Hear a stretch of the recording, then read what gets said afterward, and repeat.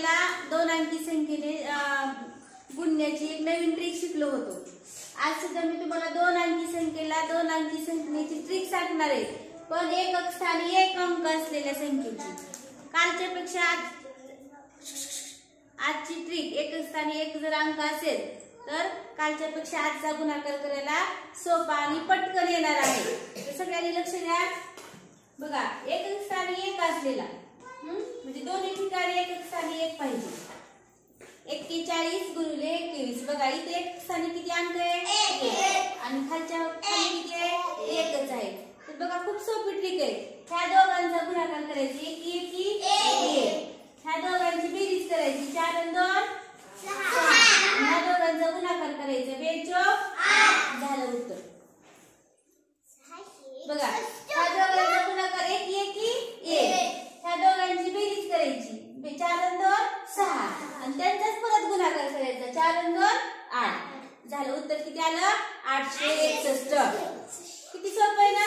हे किती सोपं। आता परत बघा, 61 गुणिले 31। हा, कशा कशाचा गुणाकार करायचा? 1 दोघांची बेरीज करा 9 आणि ह्या दोघांचाच गुणाकार करा 3 7 18। किती आलं उत्तर?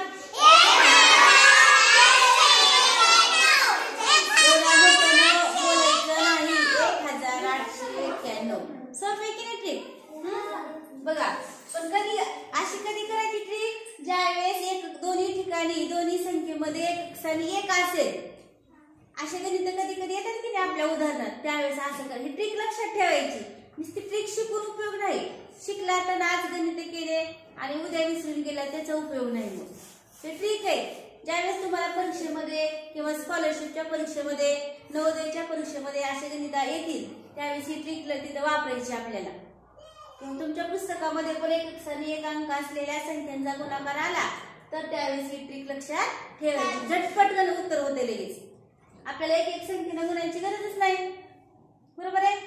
हे जे एकक स्थानी एक असलेल्या संख्यांच्या गुणाकारची आज शिकवलेली ट्रिक आहे, ह्यांचा गुणाकार कालच्या ट्रिक प्रमाणे पण येतो बरं का।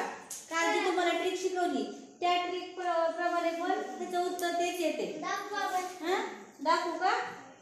बघा, 41 गुणिले 21। बघा, ह्या दोघांचा गुणाकार आणि ह्या दोघांचा गुणाकार अनन्या 1 1 1 आणि 4 2 2 8। जर दोन अंकात उत्तर आलं तर काय सांगितलेले? जागा सोडायची म्हणून सांगितले, बरोबर आहे। ह्या दोघांचा तिरकस गुणाकार करा 4 1 4 आणि 2 1 2। किती आलं मग? 6। हे 6 कुठं लिहायचं? इथं आलं का? बघ 861। दोन्ही पद्धतीने ह्याचं उत्तर एकच येते। आता इथं बघा, ज्या संख्येचा गुणाकार थोडासा मोठा येतो 5 अंकी उत्तर येते, इथं लक्ष ठेवायचे। इथं तुम्हाला सांगायचंय मला 1 1 1 आणि काय सांगितलंय पुन्हा? 5 11 आणि 6 पंचे 20। जर आपल्या ह्या एकक स्थानी एक अंक असलेल्या गणितामध्ये जर आपलं उत्तर 5 अंकी आलं, ऐका, आपलं उत्तर 5 अंकी आलं तर काय करायचं? ह्या दोन संख्या आहेत, दुसरी आणि तिसरी, त्या दोन्हीची बेरीज करायची आपल्याला। बघा, हे 3 आला 3 तसंच ठेवायचं आणि 0 आणि 1 किती रे? 1 आणि 11 ला 11 तसंच ठेवायचं। असं करायचं जर 5 अंकी उत्तर आलं तर, बरं का। इकडे नाही, फक्त 5 अंकी आलं तर। आणि इथं पण बघा 1 1 1 9 2 11 आणि 9 2 18। मग इथं पण 5 अंकी उत्तर आले की नाही? तर काय करायचं? दोन्हीची बेरीज करायची। 1 ला 1 तसंच ठेवायचं, 8 आणि 9 आणि हे 1 तसंच ठेवायचं।